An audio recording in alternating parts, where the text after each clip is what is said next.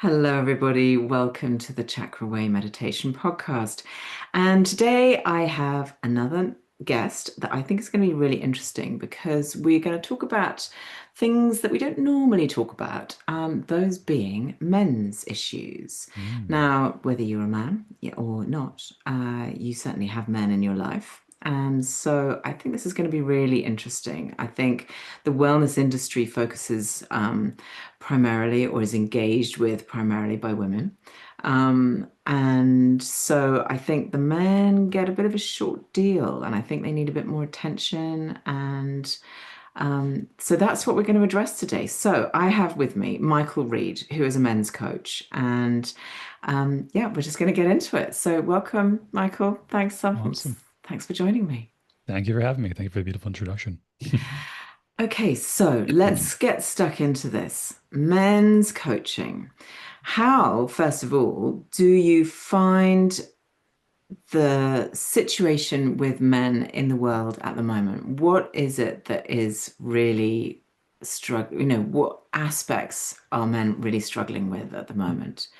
Because I have a little idea in my head, but I'm not a man and I'm not out in the big bad world. So I'm imagining that the men that you talk to are. So what kind of issues are you finding that are causing issues for men at the moment? A lot of different things, but a lot of it's been there's been a dramatic amount of paradigm shifts in culture and society. It's happened very quickly, and Hmm. we have a lot of like generational overlap nowadays, where you Mm. have older men from previous generations who had a completely different idea of how the world and how life should be, mixing with Mm. like five other generations ahead of it that are still all coexisting in the same place. We're like, 2, 3 to 4,000 years ago, it's like things changed slowly, and now it's so freaking rapid. It's too fast for anyone to really keep track of. And then when you So true. ask five different people, what does it mean to be a man? What is masculinity? You get 15 different responses.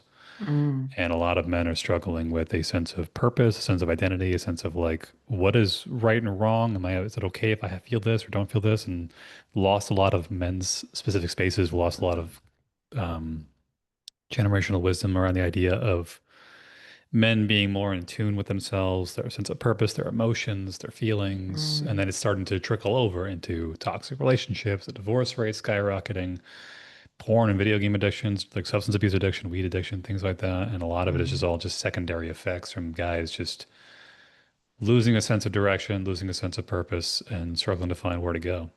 Mm. Yeah, no, that all sounds terrifyingly kind of, well, not familiar, but absolutely on the money as to what we are struggling with. And I feel like there are a lot of women out there kind of, doing the work and understanding their emotions and men, there doesn't seem to be like a space for men to latch onto that. I'm not saying that there aren't. There are plenty of men who are all across it and doing the work themselves.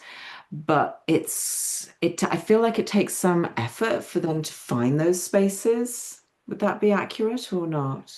Yeah, there are a number of like men's organizations and groups and such that are popping up more and more every year.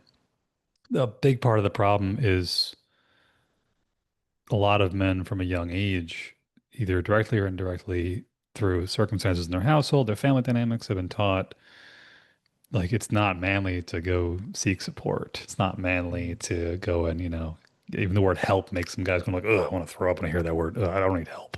I'm fine. Everything's Yeah, fine. Because yeah. from a young age, either they were taught directly, push it down, shove it down, push it to the side. You should be able to do everything by yourself, or they saw it modeled to them through their Mm, fathers, their uncles, their grandfathers, their brothers, saying like, when there's a problem comes along, we don't talk about it. We don't mm, consult anything. We don't cry. We don't have emotions. We don't vent. We just drink it away, masturbate it away, whatever the problem may be. yeah. And it's very foreign for a lot of guys to actually have a good understanding of what seeking support can look like and feel like, to the point that it's literally feels weird when you're like, there's no shortage of guys out there who probably haven't heard. like a real genuine, like I love you and I care about you from another man in their life without them Mm. feeling, whoa, that's I'm not that kind of guy. Please, that's not no, we don't do that kind of stuff around here. I'm like Yeah. it's a little it's almost too much, bro. But yeah, it's guys we refer to as like lone wolf syndrome. A lot of Yeah. guys that just are convinced that there is a certain innate sense within men for competition. It's just Mm. testosterone does that to you, or it makes you almost like hierarchical. It makes you want to like try to, be a little stronger, a little better than the guy next to you, compare yourself to the guy next to you. The problem is when you start to internalize that differential as like a source of shame. I'm not as good as Mm. him, therefore there's something wrong with me. There's Mm. something wrong with me. I don't want to talk about it because I'm supposed to talk about it. So I'm going to internalize the shame and it's just going to stack and stack and stack until it starts to bother me to the point that I need to do something to try to numb out this discomfort. And then I'm going to fall into pornography, video games, alcohol, weed, whatever it may be. And then it turns into a Mm. toxic cycle. It starts ruining relationships. They don't know how to get in touch with their own bodies, their own emotions, their own feelings. And then if they do, they don't have a safe space in which to let it out appropriately. And it just bottles and bottles until they start exploding. Mm. Yeah. Yeah. I know. And that's that it's I love that you're directing this at the men in the world. But that same cycle, I think that's common for every human being, whatever Mm, gender you are. That same cycle still happens. absolutely. So how did you come to this work, Michael? How did it start for you? Because I'm imagining that you've kind of probably been through some stuff that got you to this place where you're like, this is a necessary requirement for the world. I need to do this work. And you've probably done the work yourself. So talk me through Yeah. that journey. I've been doing massage therapy for a little over 10 years now. And what Okay. you find very quickly with massage therapy work is like people come in with one problem and they just dump the rest of their life problems on you. And I kind of enjoy it.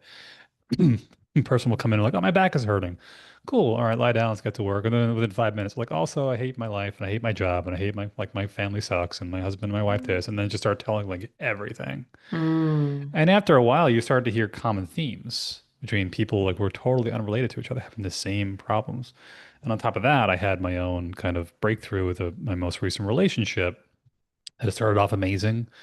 And then after a while, about a year and a half into it, problems started to arise. And then eventually it fell apart.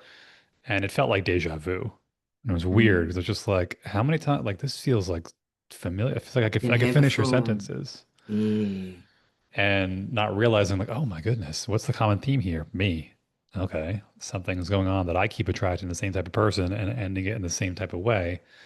And so I started digging a little bit into books and research and learning about like psychology and human biology, evolutionary theory, attachment theory, all this fun stuff. And then just started digging deeper and deeper and looking at my own life and realizing like, oh man, like this explains not only me, explains my family system, explains my friends, I've got family, I've got people in my life I've seen run through the exact same problems repeatedly and then have no idea why. And it's funny that there are so many people out there who are experiencing the same issues that have no idea like the person right next to them has the exact same problem, but you'll never talk Yeah. about it. Mm. So I'm trying to increase more awareness around how a lot of these issues that men are experiencing are not isolated incidents. They're actually more fundamental to underlying structural issues in society and culture right now that are just not lining up with how men naturally operate.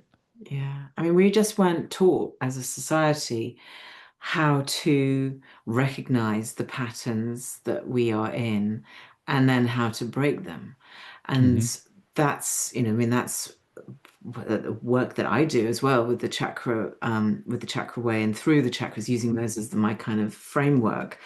But we weren't educated in this. We were Hmm. taught about the Roman Empire and about, the Second World War and what have you, but we were, and how to, do a long division sum that we never need to in real life. But we were not taught how to deal with our emotions, how to recognize and have a self-awareness. And I think that is, for me, that's what it always comes back to, and I talk to people in this kind of field like week in, week out. And I love it. I find it so inspiring. But the same thing comes back. It's like actually, as soon as you read a book, open your eyes, listen to some podcasts, open to yourself to the idea that there is a new way of being or there's a Hmm. different way of being, that you don't have to stay stuck in this particular vortex of shame and what have you, as you were discussing, that, but it's hard work. That's the problem. It is quite hard work, and Yeah. it is constant work, and it's ongoing work. It's infinite work when we're doing this. But I see incredible results, and I feel really lucky because I work with predominantly women, but I've recently had a couple of male clients who have worked through my courses and so on, worked with me for, I've had one who's I've been working with for about a year now, and seeing him come to the realization that actually he could change things. People, Mm. you are able to change your mind. And it's not just like, oh, I don't like this, I like that now. It's like actually changing the way that your brain pattern works, the way your thoughts Yeah. process through. And that's not something you can learn in 4 weeks' time. It takes a time. It takes a while and it takes patience. And so often we're like, oh, can't be bothered to do this anymore. I just like, oh no, just go back to the easy way of just existing and having a beer. And actually, the benefits of really engaging are key. So I find it really interesting as a massage therapist that you hear this. Do you notice, because a lot of my work is somatic work and work with the body with yoga and so on.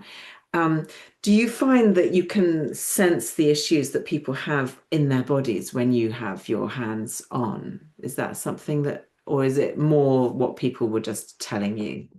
It's a combination. I think Mm, a lot of times I'll be having a conversation with them, and then we'll just pull a random thought of a particular topic, and then like their body language will change, their tone of voice will change.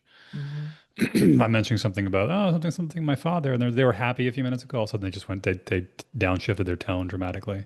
Cool, mm. something around your dad is there, something around your mom, Yeah, something around this, something around that is there.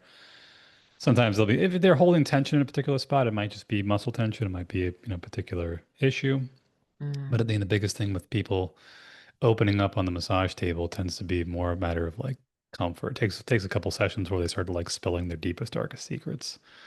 yeah, But yeah, especially for for guys in particular, they can be pretty locked up in that regard. And there yeah, is this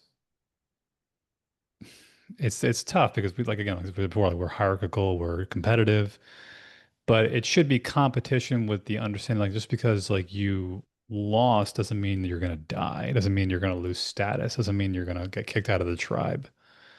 Whatever it may be mm, you're trying to get better at. And even in the case of men disclosing their emotions and opening up about what's bothering them, that can feel like a death sentence. It's like your mm, brain, the way we evolved to basically be like, very much make sure you're aligned with the group, the tribe, whatever it may yeah, be. yeah, And a lot of guys have a hard time feeling like you can say what you're thinking and I'm not gonna kill you. I'm not gonna judge you. yeah. I'm not gonna beat you up for that. And they've never had that space before. Not gonna laugh at you, not gonna be judged.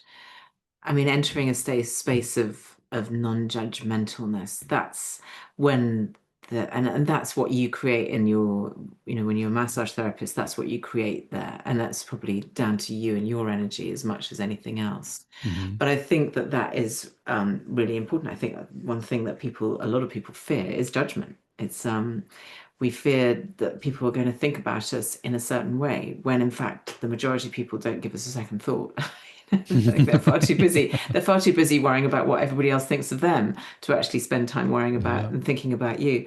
And actually, whatever their point of view is their situation, is their problem, it's their thoughts. It's nothing really to do with you. So, okay, I want to come back to something you mentioned right at the beginning, and you said that a lot of people have very different definitions of masculinity, and I Hmm. just wanted to just lean into that a little bit because in my work and with the people I talk to, I speak a lot about the divine feminine and the divine Hmm. masculine and these energies that exist within us that are not to do with our gender, but to do with a way of being.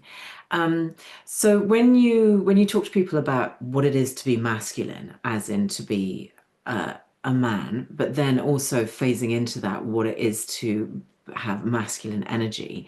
Hmm. What is your take on that? What's your kind of main takeaway that people think it is? And then I want to get into what your definition of the masculine energy versus feminine energy is.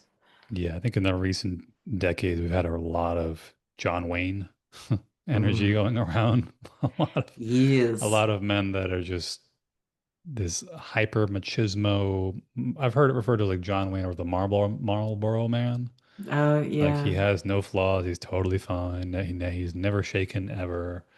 He's stoic, which really isn't Uh-huh. exactly the true meaning of stoicism.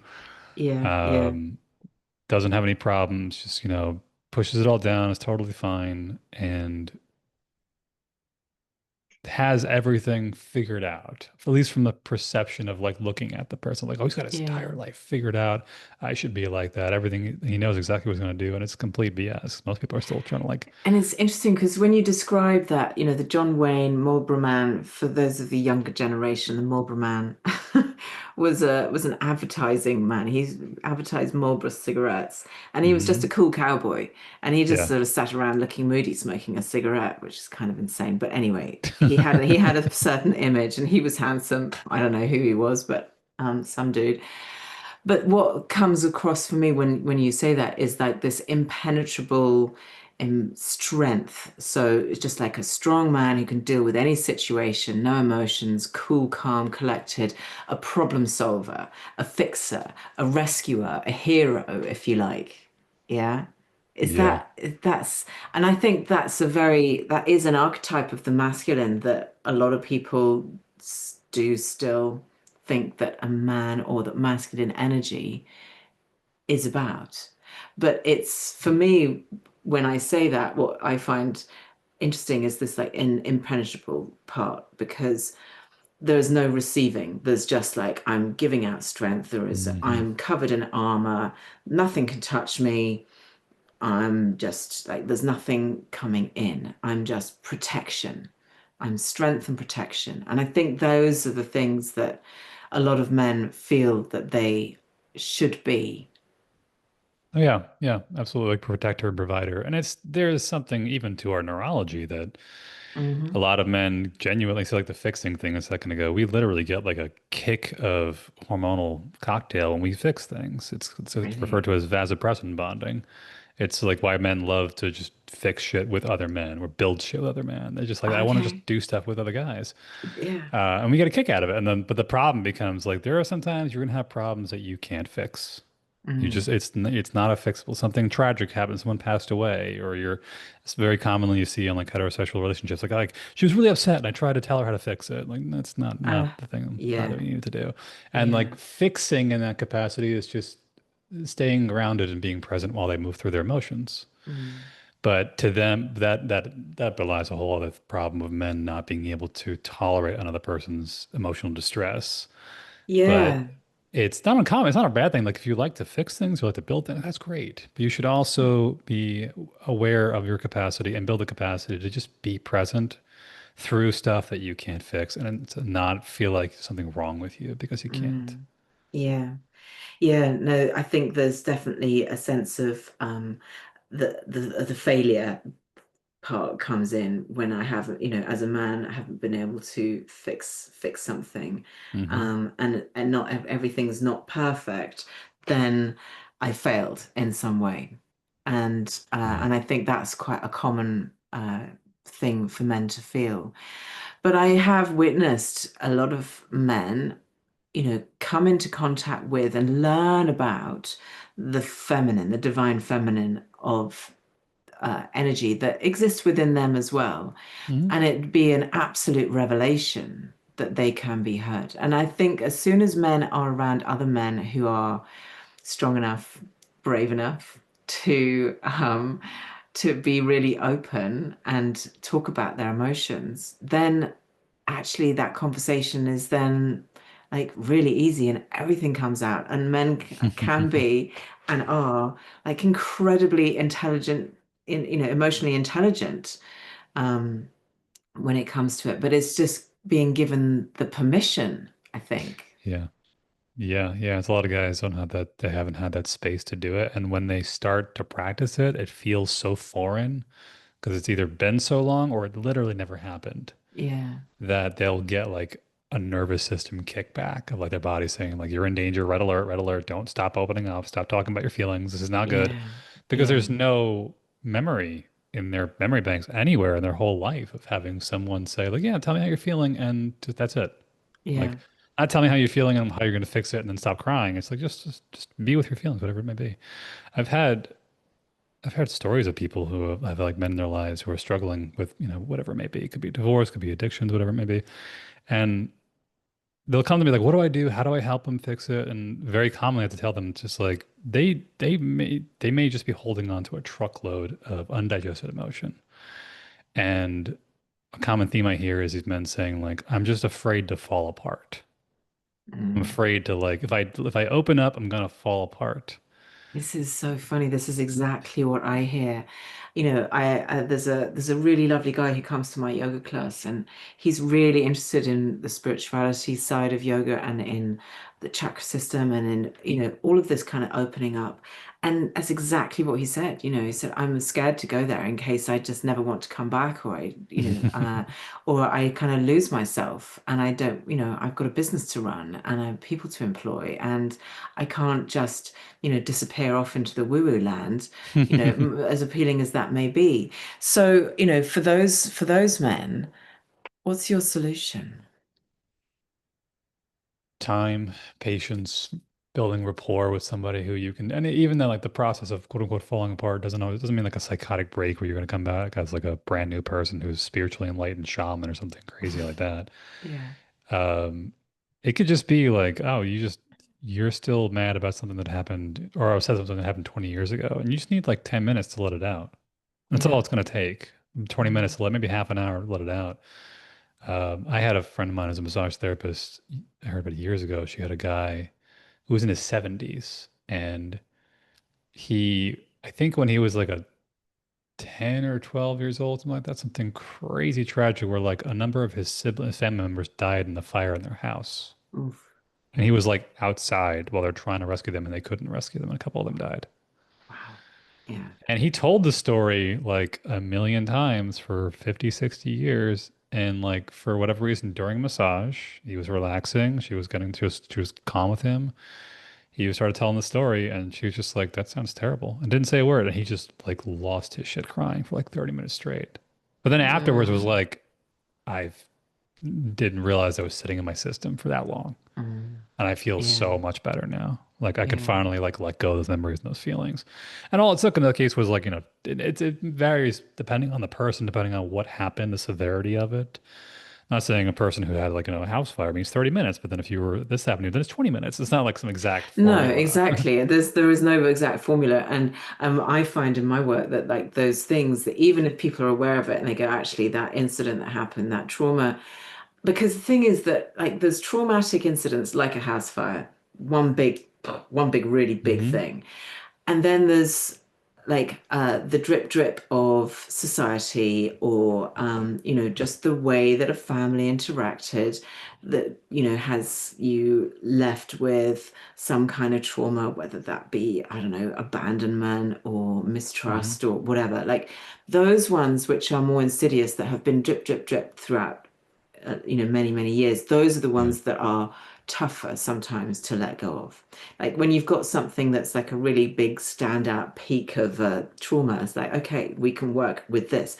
But like those long ones where things have become really ingrained, that's when it's really hard. And Yeah. dealing with stuff that is been sitting in your body for a while, because um and as I'm sure you are very much aware of as well, these things, these traumas, these things, they sit somewhere in our body. They are held within our bodies, which is why people let go on a massage table, because the body is being given permission to release some stuff. It's not incidental. Like if that guy had gone in and just sat face to face with this girl, this massage therapist, he probably would not have had the same breakthrough. The fact Yeah. is that his body was telling him signals, or giving him signals that allowed him to release it, because you hold it in your body. We hold it in our tension, in our bodies, in our cells, Hmm. in our organs, in our fascia. So that's why it's really fascinating to hear you say that this. start where you came to from to this work Hmm. was through your massage therapy. Yeah. Yeah. They were referring to a second ago with the repeat traumas, like complex trauma. Hmm. That's gonna be tough for a lot of people because you don't realize how much it wires into your day-to-day subconscious behaviors of like Mm. could be people pleasing, could be avoiding certain things, could be rituals and patterns you create around certain things. And it takes, like I said, it takes time, it takes repetition to try to identify it and then start rewiring it. And then you may just have like moments where, you just have random emotional breakthroughs that come out of nowhere.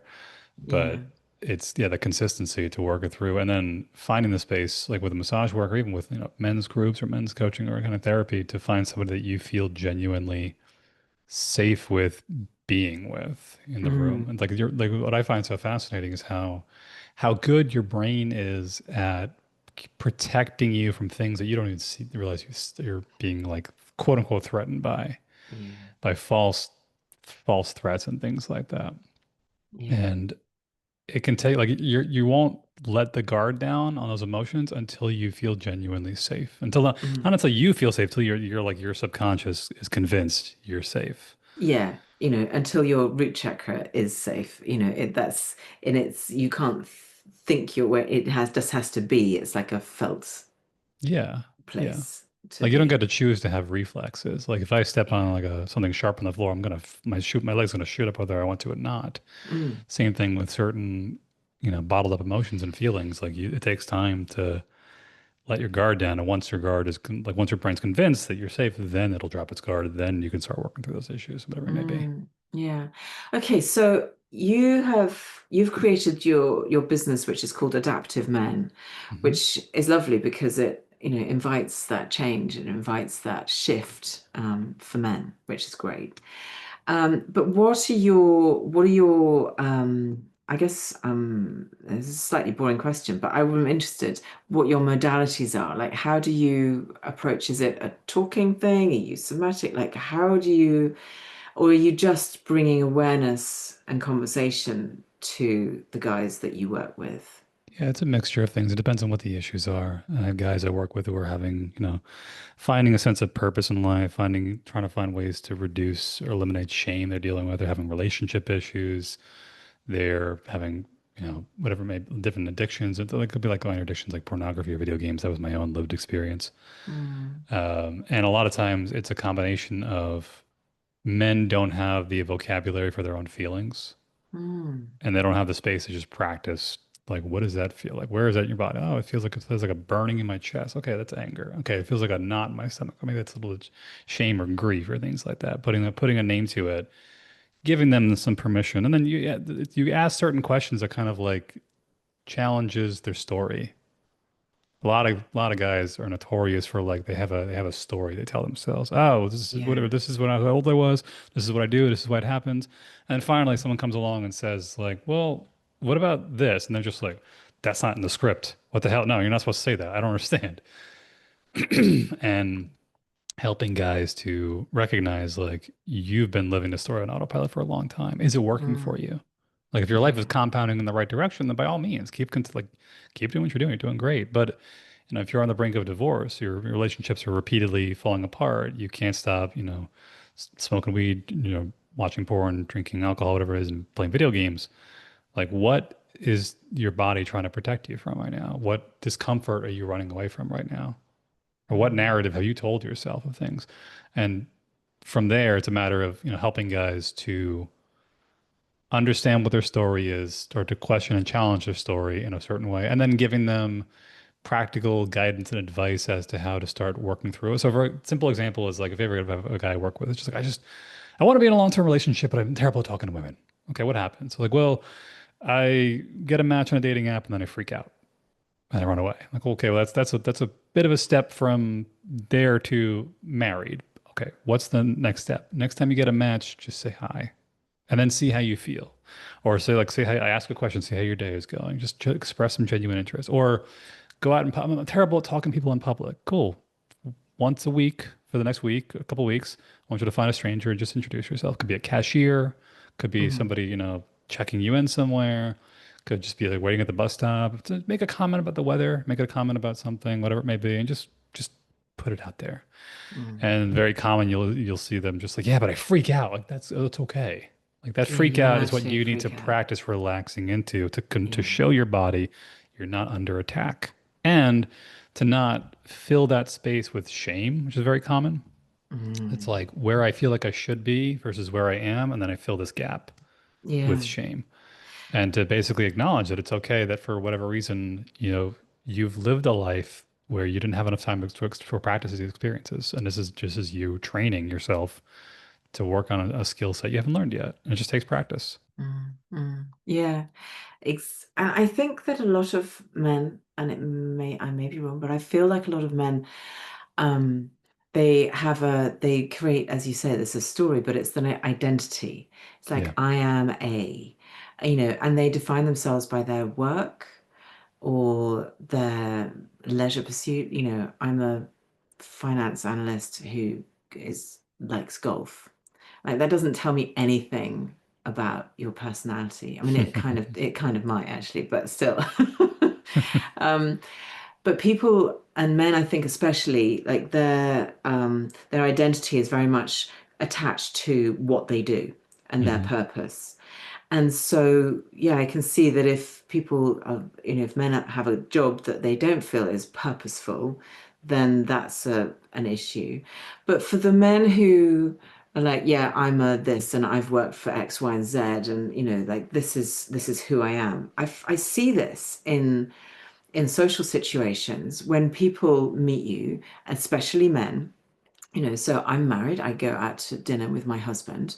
Very few people will ask me what I do. They will talk to me about general stuff and da da da da da. My husband, so what do you do? Where do you work? And it's almost like he has to stand up and beat his chest and go, I am and and the social norms, I mean, my husband has done the work, he's very in touch with his all of the good stuff of emotions. But there's still, when he goes out into a social situation with people that he doesn't know that well and doesn't know if, they're happy to have the deeper philosophical, spiritual conversations, you have to play the nicey nicey game to begin with. And you have to say, yeah, this is what I do, because that helps in a way, then people know where to place you in their lives. And it's a really extraordinary thing that happens for men and it doesn't really happen for women. I've Mm. been to so many sort of social things where I walk away and go, nobody knows anything more about me. I know a lot about that guy and where he went on holiday and da da da da da, but they know nothing about me. Absolutely Yeah. nothing. They don't know about my work. If I start talking about my work, because I will just involuntarily say, I do, like start talking about this work that I do. And then, well, people either are really interested or they just like completely glaze over and it's like, oh, it's another world and it's not for me. But that's what that is. But for men, it's very different. So how do you overcome that when people are, in that initial conversation stage, they're not willing to just see you as a human, but as just as a person, but as defined by your role in society, if you like. I guess for men, in this case, like you talking as a woman to a man, trying to get him to expand his repertoire, his palette of things he can be interested in talking about. Yeah, a lot of guys they do have their parts of themselves that they haven't really explored. Like I have friends Mm, that are macho, but they're really artistic. And they yeah. don't really like talking about it openly or showing it openly. But I've seen like their artwork. I've seen what they do with like things and that. And it's like if you went up to him, if you saw him at, like a sports bar, like, so what do you do? Oh, I'm a plumber. I'm an electrician. I'm a carpenter. I'm a finance guy. Like, what do you do for fun? Just watch sports. And then like, don't worry about the paintings in the house. That's not, no, no, I don't want to talk about that. Or whatever. Don't worry about the thing over there. Like even for me, like Yeah. I'm 36 and I still sometimes play Pokemon cards. I don't care. It's fine. It's just because I Yeah. grew up with it. I have friends that are like we kind of grew up that generation with it, and I'll still Yeah. play it. It's for fun. But I'm at a point now. I have no problem talking about it openly. Like I think of another friend of mine. He's so funny. He's like the biggest wizard nerd I've ever met in my life. Like Yeah. any kind of genre of like a game or a book or something like Dungeons and Dragons, like he is the wizard, sorcerer The- wizard. That's just his jam.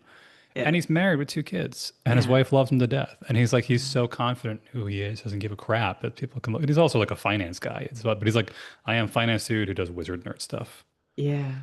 Or Yeah, there's the nerdy side of anybody is actually their true self. That's and I, people go, oh, they're such a nerd as a this. And I think no, being a nerd is great because it means you're passionate. It means you're hmm creative. It means you have a purpose beyond, and yeah, if you're lucky, you turn your nerdy passion into work and then you can just do it all day long. And that, well, I mean, I'm lucky because that's what I do. But yeah, I think that if you can geek out on something, that's when you step into flow. That's when you step into your happy place, and you feel most yourself, I think that's Yeah. when you step into most being your true self. And I think that, and correct me if I'm wrong, but I think that a lot of men don't allow themselves to express their truth selves. They think that they have to put on a face, a facade. Oh yeah, absolutely. Yeah. Yeah. And I think in And those it's that back to that situations, John Wayne thing, isn't it? It's the armor. Yeah. yeah, I think some of those guys, some of the best questions, simple question you can ask is like, if you didn't have to do that for work, what would you do? Yeah. Like, what do you like? What do you like? What would you do in your free time if money didn't matter? Yeah. And sometimes you'll catch guys off guard. You're like, oh shit, no one's ever asked me that before. Like, I never It's actually a such a useful question that it's such a powerful question because it like, really does focus the mind. If money was no object, what would you spend your time doing? yeah. And you can't be on holiday 24/7. Oh no, God no. You can't be lying on the beach for the rest of your life. That would just be boring. Nobody wants to do that. Yeah, occasionally it's nice, of course. But no, what would you actually want to do? And Yeah, yeah. it's a very big question, and I think, and very sadly, um, I think there are men who get to the, towards the end of their careers or, to sort of 40, 50, 60, and you ask them that and they're like, actually, I have no idea because I've just been so focused on being an executive in whichever field for however long that I've forgotten what it is that I really love to do. Yeah, Um, that's a big one for guys to spend some time to really figure out like what actually lights them up, what they're passionate mm, about. And then having the courage to go explore it too, and have mm. something like permission. Because it's like, what if the guys at work find out I'm actually painting or playing Pokemon cards, things like that? They're gonna think less of me. Yeah. But it's a matter of finding your tribe, finding the people there that are okay with that, regardless of, what you do for work. But yeah, a lot of guys do get to this point of, I did this for everybody else, or I did this because I was supposed to. Yeah. Like my father loves me, but he's not thrilled that I did this. I have an engineering degree. I went to school for mechanical engineering and I do massage therapy and I'm trying to get into like, this men's coaching thing. But it's Yeah. also something I realized through a lot of trial and error and effort. I realized like I'm actually very, very naturally attuned to people's emotions. I love Mm, long form conversations. I've had plenty of people in my massage practice like open up emotionally, start like hysterical crying about things that happened to them, whatever, good, bad, terrible thing, great things that happened to them. And I almost enjoy it. That it's like it feel, yeah. not that I don't like I enjoy seeing people crying or upset emotionally, but I enjoy that I get to have this ability to get people to lower their guard. Yeah. Well, that's a healing power. That is a hmm healing power, and that is an energetic kind of entrainment that you have naturally. And so that's your energy, your aura, isn't it? That's allows you to do that. Yeah. And it brings me back nicely to one of the things I wanted to talk to you about the divine feminine. We talked about the masculine energy and what people think of it is, and we talked about the John Wayne and the Marlboro Man thing. Um, but in your eyes, what is a true masculine energy versus a feminine energy? But yeah, what is a healthy masculine energy look like for you? Because we all have them. I have masculine and feminine within me, hmm as do you, as you well know. So what for you is a masculine energy? What are the qualities? Having a sense of groundedness, curiosity, purpose, direction, things like that tends to be like not like you have to know exactly where you're going versus like Mm, I'm kind of curious what's over here, so I'm going to start walking in that way and I'm going to mm, stick with it. And if things knock me off my path a couple times, I'll be able to get back on with minimal interruptions along the way. And then the yeah. feminine could just be like what we find along the way, the uncertainty, the unknown, like the Mm, curiosity, the flow, the fun, the ups and downs of it, and being okay with it. yeah. I think a lot of guys become it's like if you have excessive masculine energy, you get like totalitarianism and, authoritarians. Excessive feminine, you get like, anarchy and chaos. So you need a healthy blend of both. It's like you need to have like Mm, a particular direction you're going with a little bit of variety along the way. yeah. And I think too many men become too locked up in one particular thing because they just can't tolerate the uncertainty of changing things along the way. And yeah, yeah. But I think there's a certain level of, well, for me, really basic, like ground level terms, um, the feminine energy is receptive and Hmm. it's nurturing and it's anchored in intuition and nature and earthy sort of Yeah. things. Whereas that masculine energy is more um, active, it's protective, but it's yeah, it's sort of exactly as you say, it's more kind of forward thinking. But the that receptivity, I think, is one of the big keys and what you're talking about is men becoming receptive to new ideas, becoming receptive to the openness of change. So we're not having to talk about it actually, or you're not having to talk about it at all in masculine, feminine terms. You're not kind of going, we need to enhance your feminine energy because people will be running a mile right out of your door. But just inviting them to be receptive to these things, I think this is really it's really beautiful. So I know because I have on my podcast, I can get my analytics. And so I know that the majority of my listeners are women, Hmm. and the majority of those women, I would imagine pretty much all of them, will have men in their lives. Yeah. Some of them will be open, some of them may not. They may have husbands, fathers, brothers, colleagues, friends who are men who struggle and could really do with doing some of this work. What is your advice to them to help support men to try to get towards doing this work and maybe getting in touch with you to It's so start the work? it's so funny you mentioned that because I've noticed it more and more. So it's funny with massage practice when I finally started. I had a lot of people telling me I should do therapy. I should go to school for therapy. The problem is schooling Mm, is way too expensive right now. But coaching was like the next best thing to do. And I've had mhm. a lot of conversations with some of my clients, and a lot of them being female, and I'll tell them like, "Oh, I'm interested in doing this men's coaching thing." I'm like, "Oh, what is that?" And like, "Oh, I'm trying to work with guys who are, emotionally disconnected from themselves or struggling with, purpose or struggling with, maybe some like mild to moderate addictions. They say everything's fine when it's clear everything's not fine. They bottle up their feelings and whatnot. And they just need someone to kind of explain from more, or I'll explain like what these guys do. And very commonly, I'd have women going like, "Are you talking about my husband right now? Yeah. Are you talking about my They'd be like, brother I've right got now? 5 guys I can This is like refer to you 10 dudes I can instantly. refer to you right now if you want me to." Yeah. The challenge though, actually, just the other day, I had someone reach out to me who I hadn't spoken to in like years, and someone in their family was going through a very rough divorce. And like, what do I do? What do I do? How do I fix it? How do I fix it? And one thing I need to like remind people is like, you first off, you can't fix anything. Like Mm, you're not fixing it. They're the ones that has to address it and deal with it. yeah. Secondly, it's what I do with I have guys in my life right now who I know are struggling with some things, and like everyone on the outside things are fine. I know what's going on behind the scenes, Mhm. and I'll check in on them every couple of weeks, but it'll be a check in like, hey, just wanted to see how everything's going. And the answer, everything is fine, is complete bullshit. We both know it. Yeah. But I'm just wanted to see how you're doing. Let me know how you're like, shoot me a message, give me a call. And I'm like, and they'll tell me everything. And I'll be like, are you looking for any support right now? No. Okay, cool. As long as you know I'm here if you need to chat. Mm, And that in itself helps a lot of guys just retain agency and autonomy. Because mm, when you go to someone who's struggling, when you go to a man who's struggling, they've already got the burden of what they know they're having a hard time with something. They just don't know how to articulate it or talk it through. And then when they know it's bothering other people, then it's like double the amount that I feel like I have to try to do to fix it, which becomes even more taxing and confusing, which makes you bottle up even more. yeah. And so sometimes the best thing to do is just kind of let them know, like, if you are ever looking for support, just let me know. I'm not going to push it on you. I'm not going to shove it down your throat. If ever you feel like you don't know what to do, I think I have somebody who might be in mind, but you let me know when you're ready to talk about this if you need someone to talk to. Mm, Um, and yeah, a yeah. lot of it has to be, it's almost like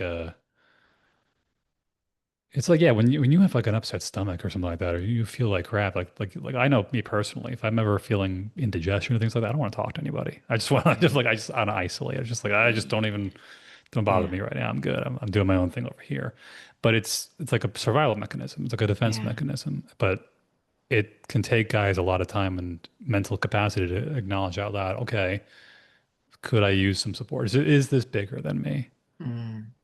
It's almost like you're kind of cracking the door open and just like, imagine somebody has got the upset stomach or whatever, and they've shut themselves away in their pain and their discomfort. And you just crack the door and just go, I'll just be here. If you need anything, I'm just here. Yeah. And you're not rushing in going, here, have this, have this. It's like, no, no, no. Yeah, it's just like, I'm here when you're ready. Just reach out. Yeah. Just holler and I'm here for you. And I'll Like just, knocking on the door. Yeah. yeah, yeah. That's really beautiful. Well, I really hope that this chat will kind of inspire people to reach out to their male friends, husbands, colleagues, partners, whatever, and just offer that little thing because I think maybe some men have never really, that's not a common thing in their lives that, somebody's going, "Listen, if don't give me the I'm fine bullshit. I'm here for you if you ever need anything, Yeah. ever need Yeah. some support." I think that's a really beautiful way to open up Yeah. people. Yeah, Yeah. it's just a lot of guys have just like a visceral fear of Mm, opening up because they just had it wired into them from a very young age for a very long time that like you're not supposed to have problems. That like like no one, everyone's got problems. You got to just deal with yours. So yeah, but yeah. everyone has problems, and you can also go to other people to solve those problems too, Yeah. to reach out and seek support and whatnot. But Yeah. my goal is to try to help these guys understand their problems through a a little less spiritual, a little more like scientific where possible. To Mm, understand like this is not something wrong with you. This is something your brain has been doing on autopilot in a way that it was wired to do, like genetically through thousands of years of evolution and millions of years yeah. of evolution, that you don't have control over it, but it doesn't make you a bad person. And here's like, let's understand, why are you people pleasing? Why are you emotionally suppressing? What does it feel like? Why can't you feel like how emotions actually work? Like a common one, I'll throw one last thing is like a lot of men have a very hard time letting two feelings coexist. Oh, So yeah, I've duality. yeah, and even further, there could be stacks of feelings in there, but Mm, you get these guys who are like, my father was an amazing, great, awesome man. It's like, all right, he was also an alcoholic who beat your mom and like treated you like shit. Like, yeah, but he was doing the best he could, and like, okay, yeah, there was a he do the best he could, and there's also an F you dad in there at the same time, mm. and those are both 100% valid. Yeah, And like you've been sitting on this one for a long time, but until you let this one get some space, this feeling is just going to perpetuate. yeah, And there's nothing wrong with saying out loud like I love my parents or I love myself, and also they effed up, yeah, and that's okay. yeah, And until you kind of get that space to exactly. just like feel that feeling, whatever it is, let it digest out of your system. It's just Mhm. your same patterns are going to keep perpetuating. Yeah, yeah. No, you're absolutely right. And I think your methodology to go with the science, I mean, I'm all about the lovely spirituality and the energy, but honestly, basing it in science is gives it so much validity and structure and um yeah, it's just proof, if you like, or confirmation. So working with science, and I get that. I think it makes perfect sense. Well, I I love what think you do, Michael. Tell everybody how they can reach you and about your website. sure, yeah, you can find me at www.adaptivemen.com. You can shoot me an email at info@adaptivemen.com. If you have any questions as a man in your life who's struggling with something, you want to understand something a little better, I'm happy to try and throw out some, guidance and advice to help. But I have a lot of people who will come to me like, why are they doing this? And what can I do to fix it? I'm like, well, here's what they're doing, and here's what you can recommend them to start doing to start working in the direction to Yeah, address it. But ultimately, supporting men is not always about like, let me give them the things that'll solve their problems. It's about getting them to acknowledge that they have things in their control that they can then work on fixing. love that. I love that. Thank you, Michael. Thank Honestly, you. if we can solve men's problems, then a lot of other problems in the world might evaporate away. So here's hoping you're going to be massively successful. I think you're absolutely onto a winner. So thank you. Thanks for Thank coming and you. sharing today. Thank you so much. Appreciate it.